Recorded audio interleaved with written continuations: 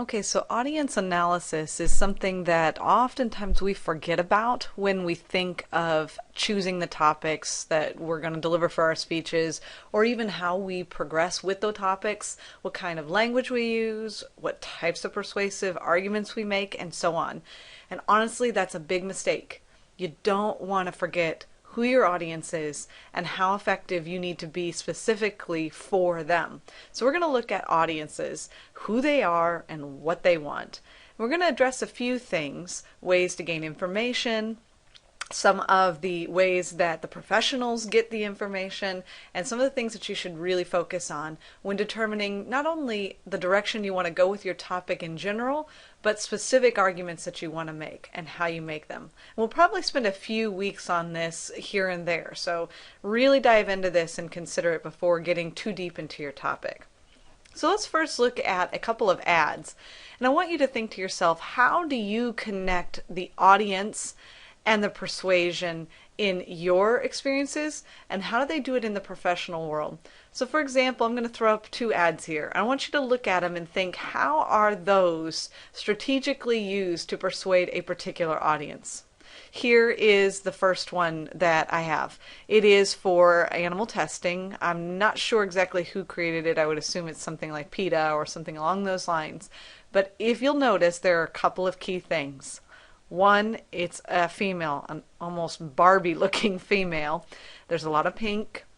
Typically, advertisers have found that women are persuaded through emotion. It could be frustration, it could be sadness, but a lot of that guilt and fear and sadness are a big part of it. Now, another factor is that the most egregious form of animal testing typically is on cosmetics. And the majority of people that use cosmetics are females. So they are gearing this ad specifically towards females. And in doing so, they're using colors that females tend to navigate towards. Not always, but they tend to. I personally don't navigate to pink, but many do. They are using some of the imagery to create anguish, frustration, sadness, and so on. So they're motivating through a lot of emotion, and they're gearing it specifically to an audience of females. Here's another one, McDonald's. Who are they gearing this towards? But children. And how do you know, apart from the fact that it is for Happy Meals, but look at the coloring of this ad. It's very primary colors. There's yellows and greens and reds and so on. There's a lot of intense in this ad. There are a lot of cartoon type imageries in this ad. So you've got some here. The labeling is very cartoonish. You've got the cartoon down here. You have toys and face painting and all of those things. This is definitely geared towards children. Different ads are geared towards different people. This same ad for Happy Meals in, say, a Women's Day magazine may be completely different and be geared towards the money that women might save when they take their children to get a Happy Meal, or the convenience of a Happy Meal, and so on. Okay? So there are different factors for each of these ads based on who they are advertised towards. The way you approach your speech topic should be very similar. Consider who your audience is and what they particularly need for you to say or to do in order to persuade that audience. And that's what we're going to look at now. In general, here is a definition of audience analysis. It is the process of gathering and analyzing information about the audience members' attributes and motivations with the explicit aim of preparing your speech in ways that will be meaningful to them. So you really need to think about who your audience is and what they particularly need. I went to a Valentine's Day dinner a long time ago, 6, 7, 8, 9 years ago. I don't even remember. It was a long time ago. But it was at the zoo. I know that sounds very weird, but it was at the zoo. Just leave it at that. And maybe I should have expected it not to go so well. But the dinner itself was great. I'm vegetarian, so I didn't have to worry if the meat came from someplace weird. But the dinner, after it was over, they had a speaker. And actually a set of speakers. And the speakers came up and did this whole presentation on animal love. And it was incredibly inappropriate And they also kept talking about how awful romance is and how love isn't really worth anything. And I thought, did they know who their audience was? This is a Valentine's Day dinner. What on earth? So audience analysis in that case was totally thrown out the window. But oftentimes we know who our audience is, but we don't really think about it in detail and use it to gear our message in the most appropriate way. So let's look at some of those little aspects about audiences that we can use to understand them better and to be as effective as possible. Now, there are two basic categories to audience analysis. One is demographics and one is situational.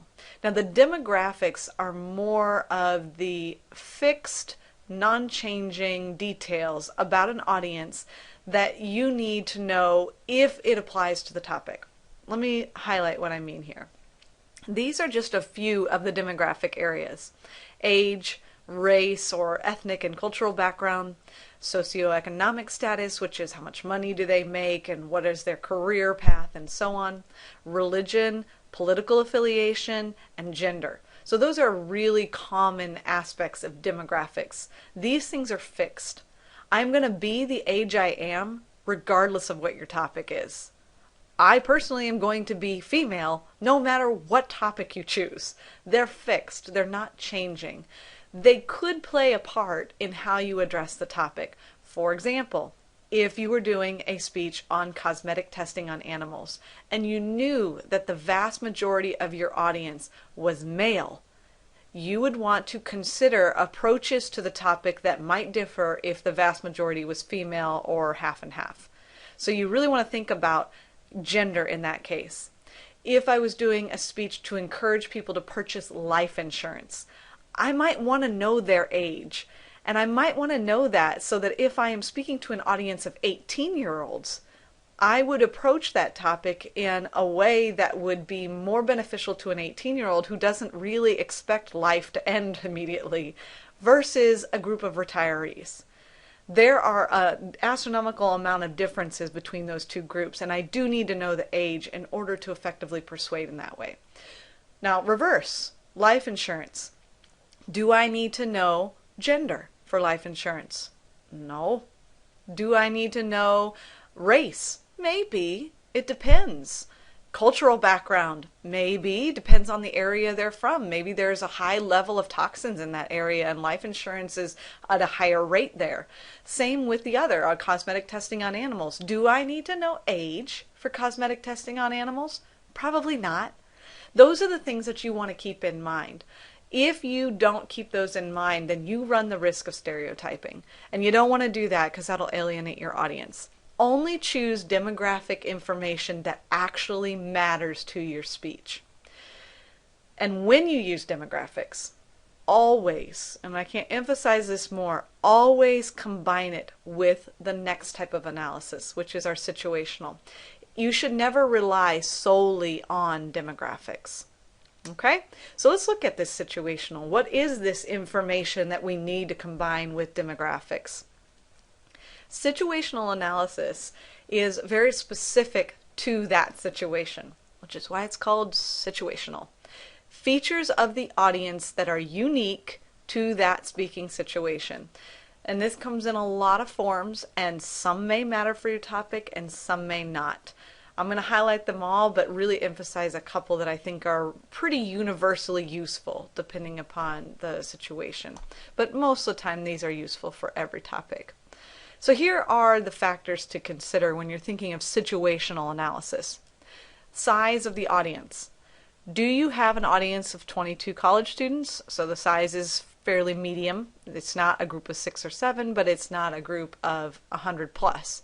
Or do you have a really large audience? You're a political candidate and you have an audience of thousands. And if you consider media communication, televised communication, or an internet communication, you have an audience of millions upon millions. Size will make a difference in how you approach the topic. Can you use specific delivery skills that are a little bit more intimate in a smaller setting rather than a broad setting? And how can you create a sense of intimacy when you have a group of multiple thousands of people? The other thing to look at, size isn't going to be a real issue for you guys in your class since you know you have a class of 22 students or less, so that's something that you don't have to worry about. But physical setting of the speech may be a factor in your future. Maybe you are giving a presentation in a speaker's hall for a TED Talk, for example. Or maybe you are giving a presentation in, say, a boardroom.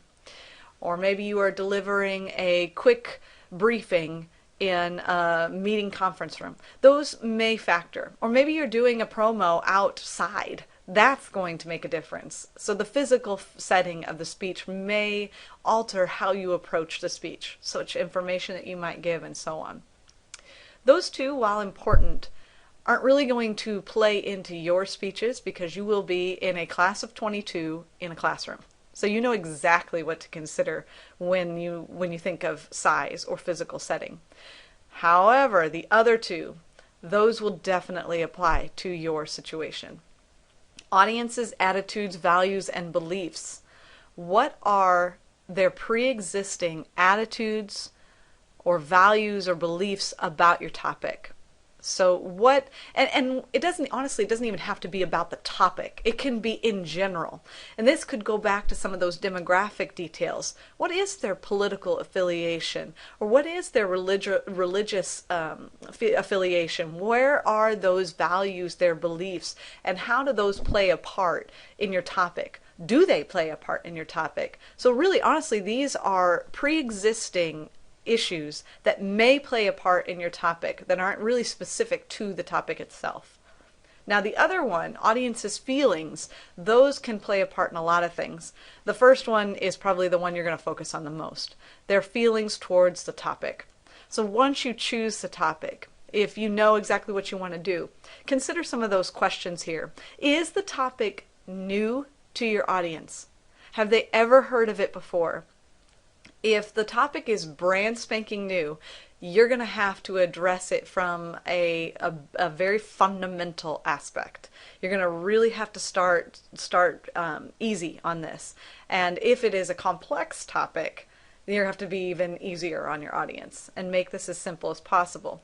But if the topic is new, you're going to have to give background. If it is old hat, meaning they know a lot about it, if you're going to discuss the iPhone, or Apple. People know what Apple is. So you don't have to spend a lot of time giving background information on what Apple is. But if it is a German company that has created this brand new product that nobody knows about, you may have to give some background on it. So is a topic new to your audience? How much do they know about it? That's the next thing to address. What is the information that they do already know? And how much of it do they know? Maybe they know what life insurance is, but they have no idea the details of life insurance. So you don't have to explain what life insurance is or what cosmetic testing is, but you may have to explain what constitutes it, what is involved in the process. So how much do they know about the topic? What do you gotta dig into here? And then finally, under the topic, the feelings about the topic, do they have a positive or negative feeling about the topic? If you're trying to convince us all to switch to Sprint, what if your audience, many of which have Sprint, are disgruntled and they don't want to continue with their contract with Sprint because they hate Sprint or AT&T or T-Mobile or whoever? Are those things that you have to take into consideration? Absolutely. What do they feel? Are they anxious about your topic? Going back to cosmetic testing, does your audience already feel guilty about cosmetic testing and have this anxiety and they don't want to hear it? They don't want to hear anymore because they don't know what to do. You can take that into consideration. For example, when I said in a previous presentation, I said that I became a vegetarian based on some factory farm speeches. Now, if my husband was in the room, because I've had many conversations with him about it, the imagery, the language, the stuff that I saw would totally convince him that factory farms are awful. But his feeling, his love for meat, his desire to stay as is would be so strong that it would be hard for him to switch from being a carnivore or an omnivore to a herbivore or a vegetarian. And therefore, if I was writing that speech, I would take the negative feelings that he or any other person that doesn't want to switch may have about that topic and create arguments or create opportunities for your audience to ease that pain. So for example, I could say, hey, I'm not asking you to become a vegetarian. You don't need to do that. But what you might consider is purchasing organic food or buying your meat from a local farmer's market or something along those lines. That gives them an out, a way to ease that guilt. And that's only something you're going to be able to do if you know how they feel about the topic in the first place. So what are their feelings? Is it positive? Is it negative? So the audience's feelings towards the speaker may be a part too. It may not factor in. Sometimes when a person has a reputation as just a really good speaker, the audience holds them to that reputation. So they expect quality, which is fantastic. You can always reach to achieve it. But if the speaker has a reputation for being funny, for example, that also plays a part. Audiences might expect the speaker to be funny. Do you take advantage of that and use it to your benefit, or do you show them that you can be more than funny? That is something that you may want to know about your audience. And then finally, the occasion. For us, that's not going to factor in very much. We are all part of a group of speeches that are for a public speaking class. But in many cases, occasion does matter. Is it a eulogy? Is it a wedding ceremony?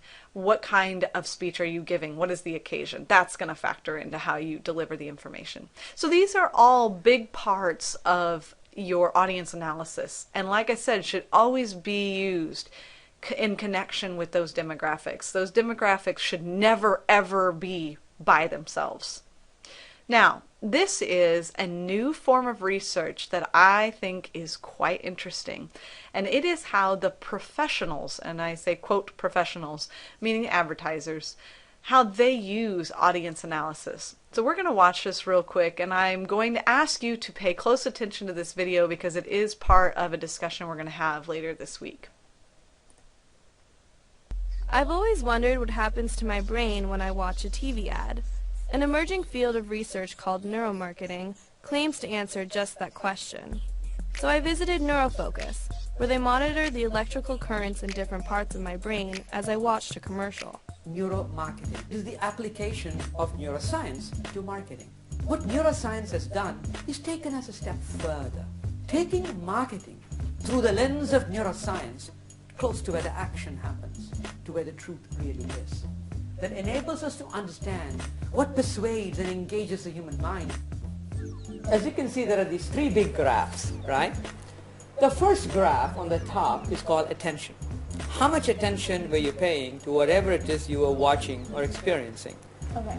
Now, as you can see, the attention is very high. The ad was so interesting that you really were paying attention. The second graph is equally interesting. It is the emotional engagement with the ad. Did the ad emotionally engage you? Because sometimes you see when I just wave my hands, you may pay attention, but you're not emotionally attached to my waving my hands, right?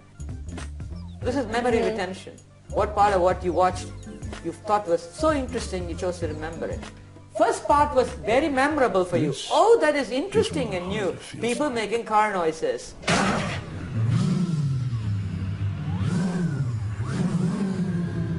Then, what you thought was memorable started to diminish.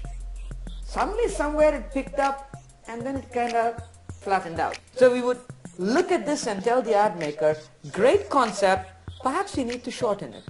So we would say this ad is a good ad that has the potential for greatness, but a bit of work needs to be done. Now, on the right-hand side, you see what we call the palette of scenes, significant scenes. Things that your brain thought were interesting, right? What I'm struck by in this ad is the number of significant scenes. For such a long ad, there were not that many. The saving grace would be the last scene, right? Because the word Honda showed up, the brand name showed up, right? Now if I ask you, what Honda model was this ad for? If the ad maker was really smart, the scene where the Civic showed up would have popped up also as a very significant scene. But it didn't. It didn't. And all that was interesting was the very end, Honda. So if Honda, the brand, was interested in showcasing their brand, there's a good ad. It did what it was supposed to do. But if Honda was hoping to sell more Civics as a consequence of this ad, I think the ad missed its mark. So is this showing at all that I'm resisting the ad? Well, Tell? I think that, there is no meaning to resisting an ad. It's more the question is, are you compelled and persuaded by the ad?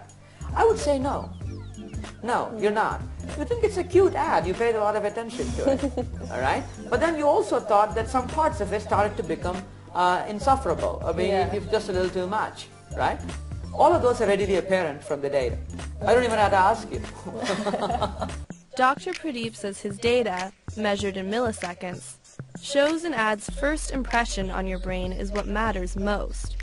A good ad primes your memory so that when it's time to buy, you choose their product.